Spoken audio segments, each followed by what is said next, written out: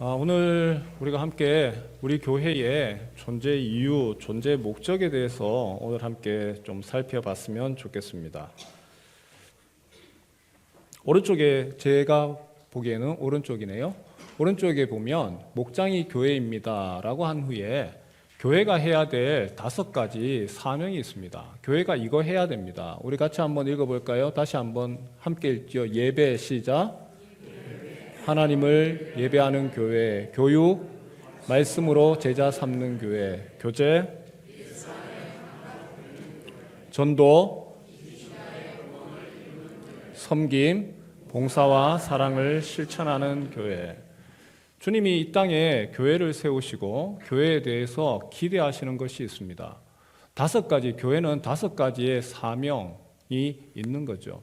그런데 이것을 5가지 사명이라고 하니까 조금 혼동을 가지기도 합니다. 어떤 분은 이게 더 높냐, 이게 더 낫냐, 교회 예배가 최고 아닙니까? 예배하는 게 이거 교회 예배해야죠.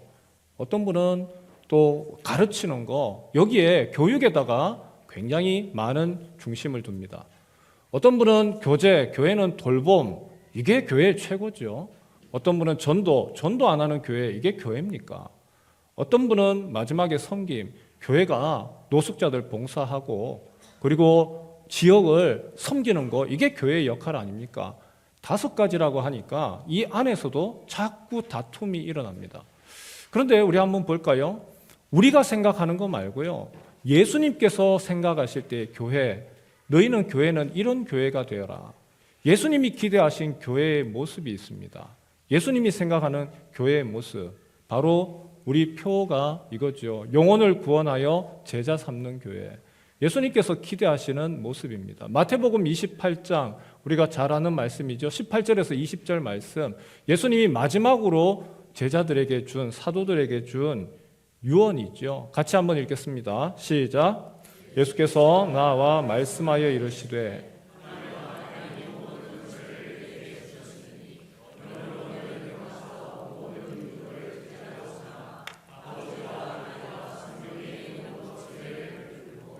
내가 너희에게 분부한 모든 것을 가르쳐 지키게 하라. 볼지어다 내가 세상 끝날까지 너희와 항상 함께 있으리라 하시니라. 예수님이 마지막으로 제자들에게 남기신 유언입니다.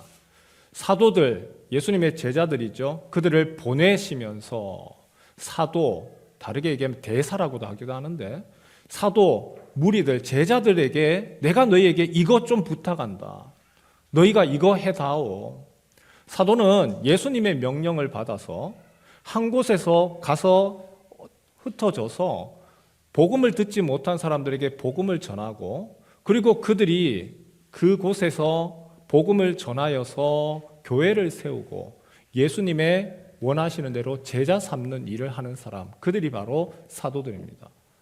예수님이 제자들에게, 사도들에게 그거 부탁했습니다. 너희가 가서 내가 기대하는 거 이거 해다오. 보시는 것처럼 우리가 너무나 잘 알죠. 벌써 몇 번 보았습니다. 이 문장 안에 한 문장이죠. 예수께서부터 시작해서 쭉 해서 가르쳐 지키게 하라까지 한 문장입니다. 한 문장 안에는 반드시 동사는 하나입니다. 주어가 하나듯이 그리고 동사도 하나입니다. 그런데 보는 것처럼 노란색 동사가 몇 가지 동사가 보여요. 가서, 가라, 동사지요. 제자 삼아라, 동사입니다. 세례를 줘라, 그것도 동사입니다. 가르쳐라, 그것도 동사입니다. 하지만 보조하는 동사가 있고 메인이 되는, 핵심 되는 주동사가 있습니다. 예수님께서 말씀하실 때에 주동사가 뭘까요? 제자 삼아라입니다. 제자 삼아라. 너희는 제자 삼아라.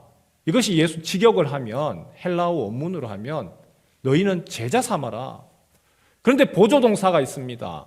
가서 제자 삼아라. 너희가 가만히 있어서 와라 하지 말고 가서 제자 삼아라. 세례를 주면서 제자 삼아라. 세례를 준다는 얘기는 내가 예수 믿겠습니다. 내가 이제 그분의 말씀대로 따라가겠습니다. 서약하는 거죠. 세례를 주면서 제자 삼아라. 가르쳐서 지키도록 하면서 제자 삼아라. 같이 한번 따라 할까요? 너희는 제자 삼아라. 예수님이 원하시는 교회는 어떤 교회일까요? 제자 삼는 교회죠. 제자를 삼는 교회, 제자를 만들어내는 교회. 그게 예수님이 원하는 교회의 모습입니다. 사과나무 사진을 한번 볼까요? 사과나무가 참 풍성하게 많은 사과 열매를 맺었습니다.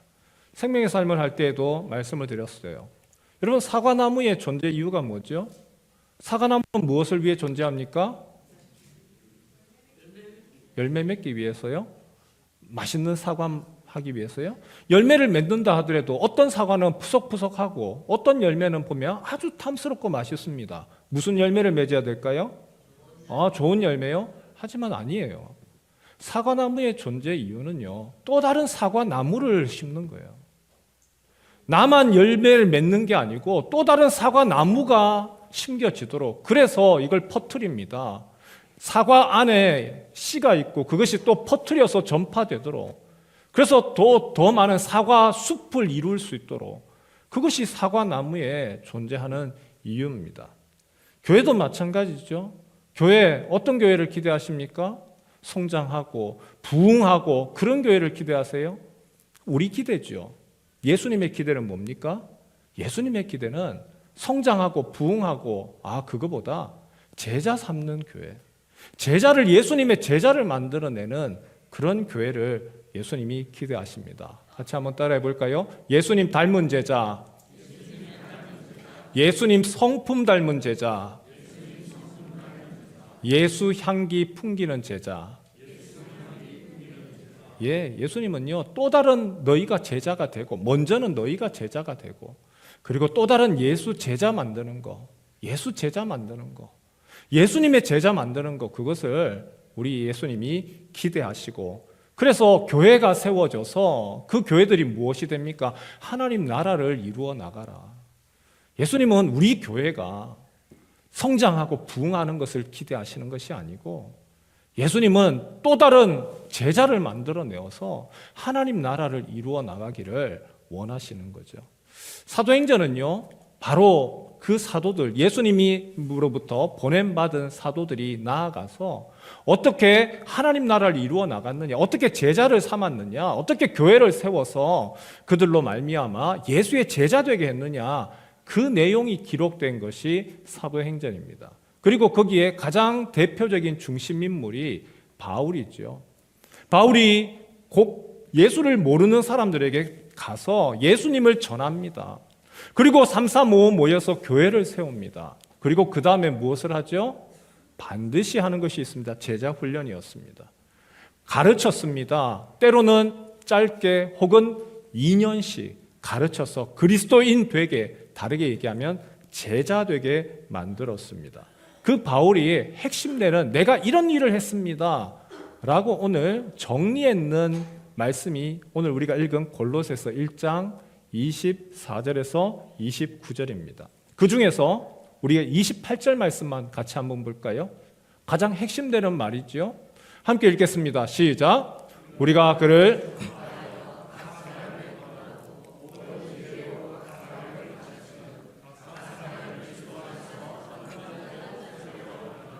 바울이 제일 먼저 한 일이 무엇입니까?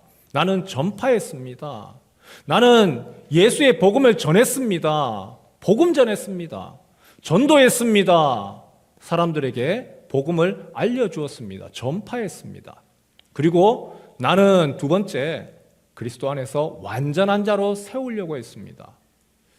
바울은 표현이 예수님의 표현하고 조금 다르겠어요. 예수님은 제자 삼아라. 근데 바울은 제자 삼는다라고 하는 표현을 완전한 자가 되게 한다, 온전한 자가 되게 한다, 그렇게 표현을 많이 해요. 한번 볼까요? 바울의 표현이 완전한 자, 온전한 자라고 되어 있는 표현들이 곳곳에 있습니다. 에베소서 4장 13절에 보니까 우리가 다 하나님의 아들을 믿는 것과 아는 일에 하나가 되어 온전한 사람을 이룬다. 온전한 사람. 그리고 그리스도의 장성한 분량이 충만한 데까지 이르게 한다. 그 밑에 골로새서 1장 28절 우리가 방금 읽은 말씀입니다. 우리가 그를 전파하여 각 사람을 권하고 모든 지혜로 각 사람을 가르치면 각 사람을 그리스도 안에서 완전한 자로 세우려 함이니. 그리고 고린도전서 2장 6절 그러나 우리가 온전한 자들 중에서는 지혜를 말하노니 이는 이 세상의 지혜가 아니요. 여러분 가장 완전한 사람이 누굽니까? 이 땅에 가장 온전한 사람이 누굽니까? 여러분이 알고 있는 믿고 신뢰하는 위인들 중에 진짜 완전한 사람, 완벽한 사람이 있나요? 아무리 위대하다 하더라도 분명히 흠이 있고 문제가 있습니다. 근데 예수님은 가장 완전한 하나님이시지만 이 땅에 오신 분이고 가장 완전한 분이 누구겠죠? 가장 완전한 분, 가장 온전한 분 예수 그리스도. 바울이 지금 무엇을 얘기합니까? 나는 복음을 전하여서 영혼 구원하여서 그리고 완전한 자로 세우려 한다. 나는 예수 제자 삼는 거, 영혼을 구원하여서 제자 삼는 이 일, 나는 여기에 최선을 다하고 있습니다. 제자, 예수님 닮아가는 사람입니다. 제자가 또 다른 제자를 낳고 그리고 또 다른 제자를 길러내는 것처럼 교회가 무엇을 해야 되느냐? 예수님이 원하시는 바로 예수 비전은 제자 만들어내야 되는 거죠. 저의 멘토 목사님이신데요. 손창수 목사님입니다. 목사님께서 저 경기도 고양시에 있는 일산의 교회로 첫 담임 목사로 부임을 하셨어요.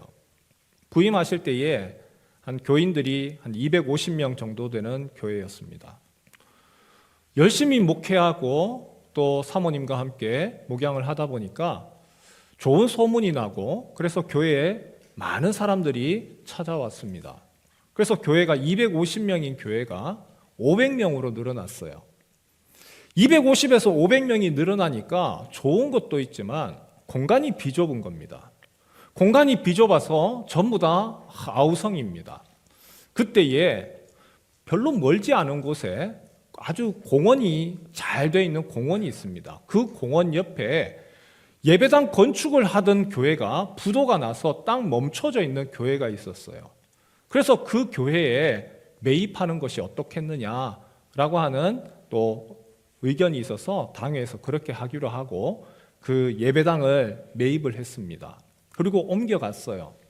위치가 너무 좋아요.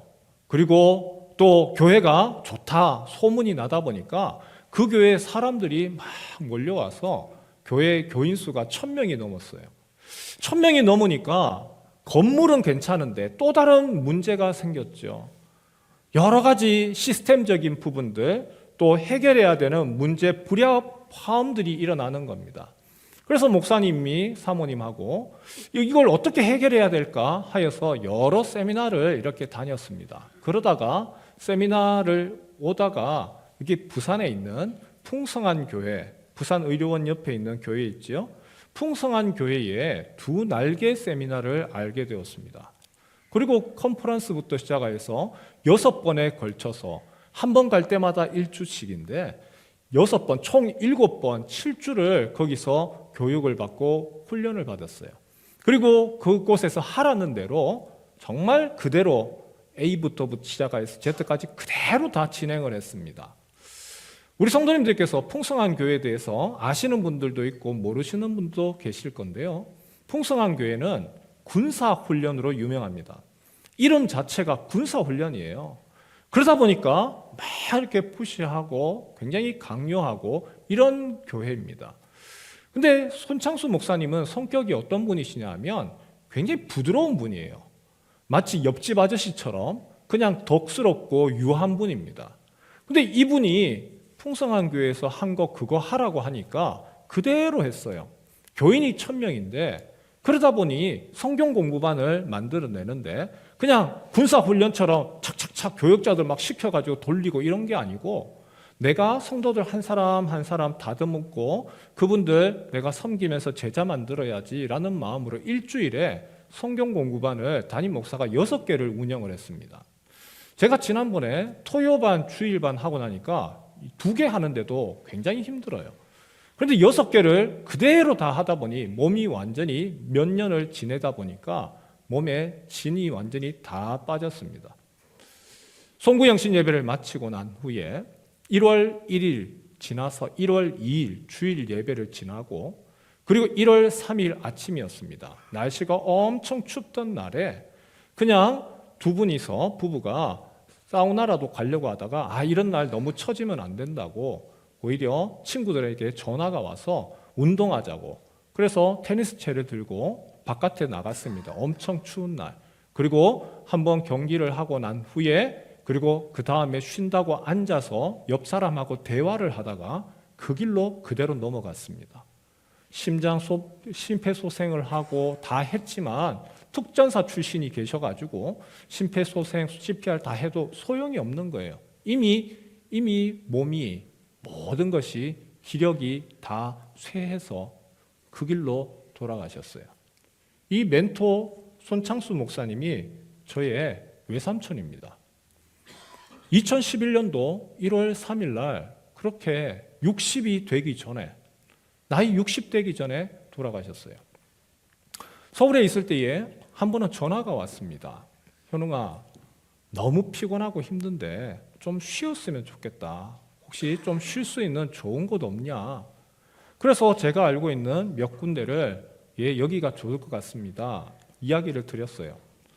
그러면서 조심스럽게 물었어요.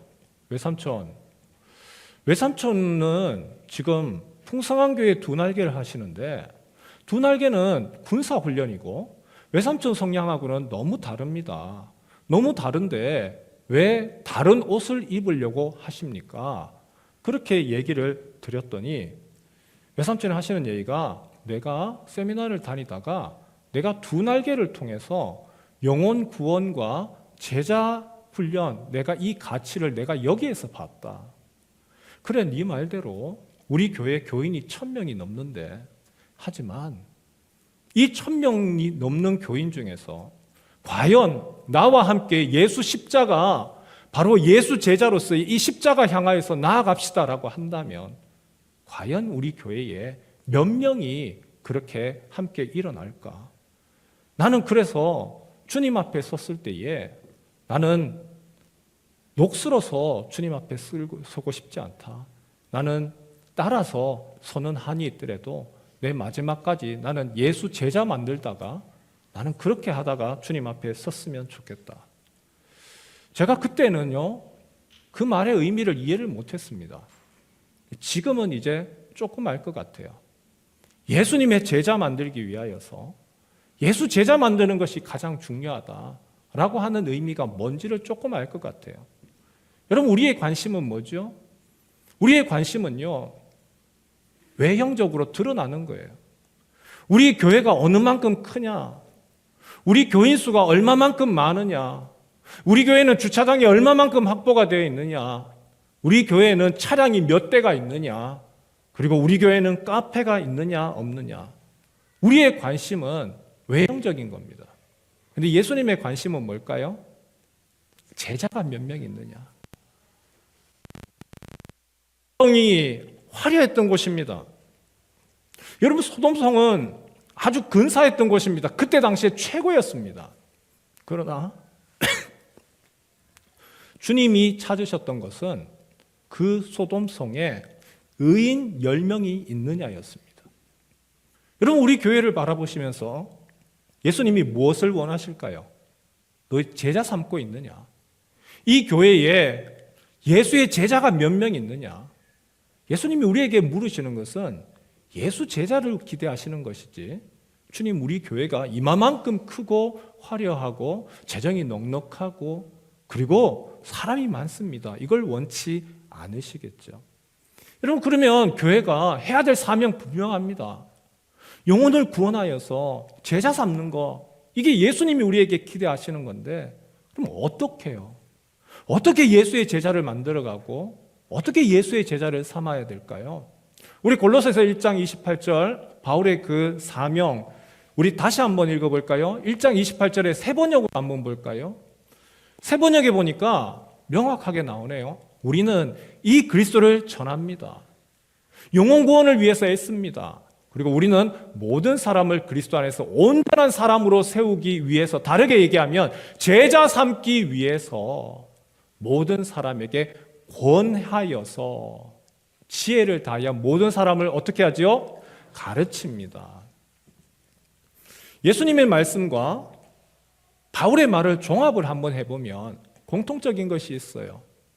어떻게 제자 훈련을 하고 어떻게 주님이 원하시는 교회가 될까요? 첫 번째는 무엇이냐면 그리스도를 전하는 것이죠. 여러분, 그리스도를 전하는 것이 우선입니다. 그리스도를 전하지 아니하고 복음을 전하지 아니하고 제자 훈련은 될 수가 없는 거죠. 어떻게 전해야 됩니까? 같이 한번 따라해 볼까요? 가서 전하라. 다시 한번요. 가서 전하라. 예수님은 가라고 이야기하셨어요. 예수님은 너희 교회에 카페 잘 만들어 놓고 그리고 예배당 잘 만들어 놓고 사람들 오도록 기다려라 하는 것이 아니고 예수님은 가라 이야기하셨어요. 가서 전해라. 가서 전해라. 우리 교인들에게 솔직한 질문 한번 해봅시다. 둘 중에 누가 더 반갑습니까? 한 부류는 다른 교회에서 충성스럽던 장로님입니다. 안수 집사님입니다. 권사님입니다. 이분은요, 헌금 11조도 할 줄 알고요, 감사헌금도 할 줄 아는 분입니다. 이런 분이 우리 교회에 오셨습니다. 한 분은요, 처음 예수 믿습니다. 예수가 누군지도 모릅니다. 또 이분은요, 아주 오랫동안 신앙생활 안 하다가 그래서 몇 년 만에 돌아온 탕자입니다. 우리 성도님들은 누가 더 반갑습니까? 여러분은 누가 더 우리 교회에 남았으면 좋겠습니까? 솔직히 이쪽 아닌가요? 교회의 재정도 넉넉해지고 그래도 일꾼도 생기고, 여러분, 우리가 기대했던 것은 사실 이 모습이었잖아요. 교회 건축하고 난 후에 더 많은 사람들이 와서 이미 준비된 사람들이 같이 있었으면 좋겠다 하는 것이 우리의 속마음이었습니다. 근데 예수님은 뭐라고 얘기하시죠? 나는 의인을 부르러 온 것이 아니고 누구를 부르러 왔어요? 죄인을 부르러 왔다. 나는 죄인을 부르러 왔고 나는 탕자를 찾으러 왔다. 그리고 그 탕자가 거짓골이 되어서 올 때에 예수님은 쫓아가셔서 그리고 끌어안고 그리고 기뻐하셨습니다.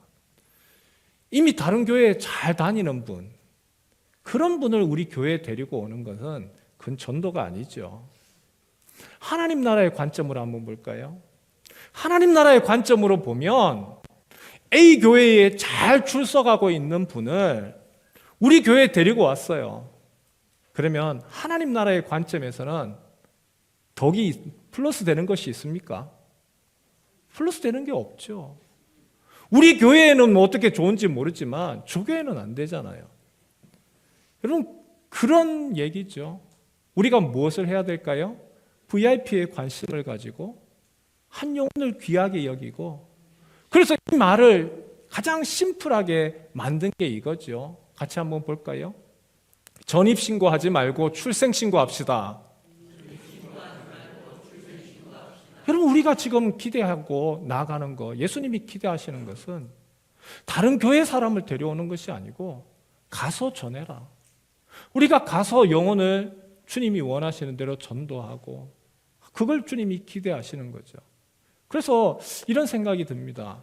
여러분, 교회가 행사가 많아요. 저희 교회에도 금년에 행사가 여러 가지 행사가 있습니다. 야유회도 있습니다. 정교인 야유회도 있고요. 또 가을에는 목장 찬양대회도 있어요. 근데 한번 고민을 한번 해보세요. 정교인 야유회 누구를 위한 거죠? 목장 찬양대회는 누구를 위한 겁니까? 우리 교회, 우리 교인들을 위한 거 아닌가요? 예수님은 뭐라고 이야기하셨어요? 영혼을 구원하여서 제자 삼는 거. 한 가지만 더 붙이면 좋을 것 같아요. 야유회 하지 말란 얘기 아니에요. 목장 찬양대회 필요 없다는 얘기가 아니에요. 그 앞에 반드시 들어가야 되는 한 가지를 우리가 빠뜨렸던 것 같아요. 무엇이냐? VIP와 함께하는. 같이 한번 해볼까요? VIP와 함께하는. 야유회 좋아요. VIP와 함께하는 뭐예요? 야유회. 예. 목장 찬양대회 좋아요. 앞에 뭐가 붙어야 되는 거예요? VIP와 함께하는 목장 찬양대회. 여러분, 주님이 원하시는 것은 너희들끼리 아주 잘 지내는구나, 그것만을 주님이 원하시는 것이 아니고 죄인을 찾아가시는 예수님. 예수님이 탕자를 찾아가셨고 예수님이 한 영혼에 대해서 관심을 가지셨는데 교회가 무엇에 관심을 가져야 됩니까? 우리의 모든 일들, 목장도 마찬가지입니다. VIP와 함께하는 목장이 그것이 주님이 볼 때에 잘한다 하는 거죠. 한 영혼을 대해서 관심이 없어요. 야, 여기가 천국입니다. 충분히 만족스럽습니다. 라고 하는 것은 우리 예수님께서 보실 때에는 교회로서의 지금 생명을 잃어가고 있는구나 라고 하는 것이죠. 해피데이 할 때만 반짝하는 것이 아니고 목장 모임할 때에, 목장 기도 제목 할 때에 여러분의 VIP를 어떻게 했는지 물어보시고 함께 기도하시고 우리의 목장 모임이 VIP와 함께하는 목장 모임이고 우리의 야유회가 VIP와 함께하는 야유회고 그리고 목장 찬양대회도 VIP와 함께하는 바로 목장 찬양대회, 우리 교회가 전입신고 받는 곳이 아니라 출생신고할 수 있는 교회 되시기를 축원합니다. 제자훈련 어떻게 해야 됩니까? 가서 한 영혼을 구원하고 두 번째 얘기하는 것이 있습니다. 권해라. 권면하여서 제자 삼아라 이야기합니다. 권면해라. 한국말로는 권면합니다, 권합니다 라고 하는 그 말에는 강제성이 없는 것 같아요. 한국말에는 권합니다, 하면 좋습니다, 권하는 것이지 거기에 대해서 반드시 해야 됩니다 라고 하는 것이 없어요. 부추기고 격려하고 권하는 거죠. 그런데요, 오늘 바울이 얘기하는 권한다라고 하는 말 안에는 헬라어로는 누네툰테스라고 해서 강제성이라고 하는 것이 들어가 있습니다. 그거 권합니다, 안 하면 안 됩니다 라고 하는 경고합니다 라고 하는 말까지 포함이 되어 있습니다. 제가 교회에서 성도님들에게 가르치기도 하고 또 교회에서 여러 가지 성경 공부반을 합니다. 그런데 교회에서 성경 공부반 하는 저의 모습하고요, 제가 학교에서도 가르치거든요. 학교에서 가르치는 저의 모습은 다릅니다. 교회에서 하는 저의 모습은요, 참 착하고 부드럽고 그리고 참 한 사람 한 사람을 얼마나 제가 아주 다독의 아기처럼 저는 합니다. 웃으시는 분들은 별로 동의가 안 되시는 모양이네요. 제가 학교에서 하는 모습을 못 봐서 그렇습니다. 학교에서는 그렇게 안 합니다. 교회에서는 그렇게 하면 도망가 버리니까. 교회에서는 못한다고 자꾸 소리를 치니까. 그러면은 안 할 거예요 라고 하니까. 학교는요, 교수의 재량이라는 것이 있습니다. 교육은요, 그 교육은 재량권, 교수의 재량권, 할 수 있게 하게 만드는 그거 없으면 교육이 안 돼요. 교육하는데 하고 싶으면 하고 말고 싶으면 말아? 그게 되겠습니까? 안 되죠. 하기 싫어도 하게 만듭니다. 과제를 줍니다. 숙제를 하게 합니다. 외우게 합니다. 그런데요, 그렇게 했을 때 힘들지만 나중에서는 뭐라고 얘기하면 너무 고맙습니다. 그 얘기가 나와요. 제 학생들에게 저는 그런 얘기 많이 들어요. 목사님 고맙습니다. 근데 수업하러 갈 때는요, 들어갈 때마다 샥 조용합니다. 왜냐? 3주에 한 번씩 저는 퀴즈를 보거든요. 아주 못된 교수로 유명합니다. 하지만 강제성이 없는 교육은 없어요. 여러분 이빨을 한번 보실래요? 치열이 어떻습니까? 가지런하지를 못해요. 제 이빨만 하더라도 너무 자유분방하게 지멋대로 왔다 갔다 그립니다. 근데 이걸 교정을 하려고 할까요? 어떻게 해야 되죠? 이빨에다가 힘을 받고 철사로서 잡아 당깁니다. 내 이빨 힘보다 철사 와이어 힘이 더 세요. 그렇게 하지 아니하면 교정이 안 되거든요. 우리는 자유를 좋아합니다. 자율, 자원에서. 하지만 자율로, 자원에서는 어느 정도의 수준에 이를 수가 없습니다. 김민수 집사님 헬스장에서 헬스 가르치실 때에 그냥 이거 하세요 라고 하는 분이 있고, 어떤 분은 옆에서 딱 붙들어 놓고 거기까지 시키는 사람이 있습니다. 그냥 하는 사람은요, 1년이 지나도 그 정도밖에 안 돼요. 근데 김민수 집사님이요, 옆에 딱 붙들어 놓고 운동시키면요, 입에서 거품 납니다. 정말 사람 내가 이 돈 내고 내가 왜 하나 싶습니다. 하지만 운동이 됩니다. 여러분, 교육이 그리스도의 제자가 되는 것도 마찬가지입니다. 우리의 자발성에만 기댈 것이 아니고 그 안에는 때로는 붙들어 매야 돼요. 강제성이 있어야 돼요. 그리고 나 자신을 그렇게 하기 위해서 내가 그렇게 하겠습니다라고 하는 그 속에서 나를 트레이닝 시켜 주십시오라고 하고 가는 것이죠. 어제 저희 5층에서 박영호 목사님이 지금 지난주부터 시작해서 7주 동안 생명의 삶 입문, 청소년 아이들, 중학생 아이들, 고등학생들을 지금 대상으로 교육합니다. 5명이 아이들이 교육을 지금 받고 있어요. 오후부터 시작해가지고 또 그 아이들 중에서 몇 명은요 7시에 찬양팀 모임도 해요. 걔들에게 제가 물어봤어요. 끝나고 난 후에 야 괜찮니? 할만해? 그런데 박용호 목사님이 잘 가르치시는 거예요. 2명이 저한테 그 얘기 하더라고요. 재밌어요. 재밌대요. 아이들이 교육하고 공부하는 거, 생명의 삶 입문 공부가 재밌대요. 유익하대요. 그리고 그 아이들이 남아서 끝났는데 4시인가 끝나고 난 후에 7시까지 또 찬양팀 연습할 때까지 또 기다리더라고요. 여러분, 우리가 아이들만 교육하는 것이 아니고 내가 먼저 제자가 되어야 되겠죠? 내가 제자가 되어서 내가 제자가 되고 또 주님이 원하시는 대로 제자로 만들어가는 겁니다. 우리 교회 어른들은 3월 달부터 생명의 삶을 하려고 합니다. 지난번에 보니까 주말반이 이제 시간이 안 되셔서 참석을 더 이상 못 하시는 것 같아서 이제는 화요일 날 하려고 합니다. 화요일 날 7시 반에서 2시간 동안 하게 되죠. 시간이 없어서가 아니고요. 시간을 만들어 주시길 바랍니다. 오히려 그 시간을 우선순위를 두시고 그래서 내가 먼저 나의 본성과 싸우고 제자 훈련의 첫 번째 나를 강제로 집어넣는 것이죠. 세 번째, 바울이 어떻게 제자를 만들어갔죠? 가르쳐서 제자 삼았다고 했습니다. 같이 한번 따라할까요? 가르쳐서 제자 삼아라. 제자 훈련은요, 성경 지식, 성경 암송, 구절 많이 안다고 제자 되는 것은 아닙니다. 제자 훈련은 예수님의 모습을 보고 닮고 서로 보면서 그러면서 제자 훈련을 하는 것이죠. 예수님은 제자 훈련을 소그룹으로 하셨어요. 예수님은 많은 사람들을 상대로 제자 훈련하지 않고 딱 소그룹 12명 뽑아서 예수님이 거기에서 가르치셨습니다. 여러분 한번 가만히 한번 생각해 보십시오.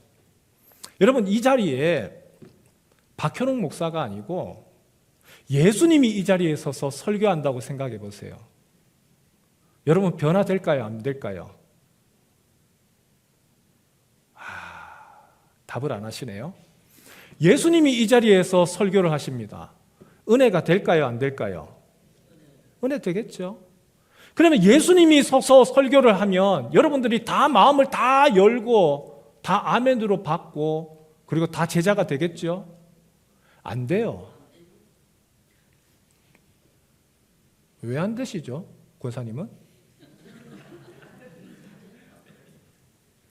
여러분 오병이어를 한번 볼까요? 물고기 2마리와 보리떡 5으로 사람들을 예수님이 먹이셨습니다. 그때에 몇 사람이 먹었습니까? 남자만 5,000명이었습니다. 남자만 5,000명이었어요. 그런데 예수님이 그 5,000명을 먹이기 전에 무엇을 하셨을까요? 설교하셨습니다. 무리에게 설교하셨습니다. 예수님이 설교하셨어요. 예수님이 설교하셨으면 사람이 변해야 될 거 아니에요. 예수님이 설교하셨으면 은혜가 충만하잖아요. 예수님이 설교하셨으면 그 모든 사람들이 다 예수의 제자가 되어야 되는 게 당연한 거 아닌가요? 그런데 안 그렇더라는 거예요. 예수님이 십자가에서 죽으실 때에 사람들 다 뿔뿔이 흩어졌습니다. 사도행전 1장에 보니까 몇 명의 사람들만이 예수님을 쫓고 그리고 기도하기 위해서 모였지요? 120명. 나머지 사람들 다 어디 갔습니까? 제자 훈련은 예수님의 제자가 되는 것은요, 소그룹을 통하여서 그리고 함께 보고 그리고 그 가운데서 의논하고 소통하면서 오랜 시간을 통하여 변화되어져 갑니다. 예배에 설교가 필요 없다는 얘기가 아닙니다. 예배가 필요 없다는 얘기가 아닙니다. 제자가 되기 위해서는 그러한 특별한 과정이 더 필요하다는 얘기입니다. 예수님께서 이것을 아시고요, 3년 동안 제자들과 함께 하셨습니다. 그리고 예수님이 같이 먹고 마시고 함께 동행하셨습니다. 우리 교회가 금년에 목장을 계속해서 강조합니다. 이유가 뭘까요? 소그룹. 그것이 바로 예수 제자 만드는 데 가장 좋기 때문에. 성경 공부, 생명의 삶을 강조하는 이유, 예수의 제자로서 나아가는데 가장 좋기 때문에. 성도 여러분, 어떤 교회 여러분은 꿈꾸십니까? 우리 교회가 어떤 교회가 되기를 원하십니까? 새 건물에 사람들이 북적북적하는 그런 교회를 기대하십니까? 아니면 우리 교회가 예수님의 제자가 되고 또 다른 예수님의 제자를 길러내는, 영혼을 구원하고 그리고 제자 삼는 그런 교회를 기대하십니까? 우리에게 있어서 사과나무가 또 다른 사과나무를 길러내고 그리고 숲을 이루는 것처럼 우리 교회가 그런 교회 되었으면 좋겠습니다. 예수님이 보았을 때에 참 잘한다, 예수의 제자가 있는 교회, 이 교회는 예수의 제자, 나를 따르는 이들이 참 많구나, 예수의 제자로 충만한 교회. 그래서 함께 서로를 위해 기도하고 응원하고 그리고 자신의 아픔을 고백하고 치유하고 예수님 닮아가는 교회, 예수님의 성품을 닮아가는 교회, 예수의 향기 나는 교회 되시길 주님의 이름으로 축원합니다.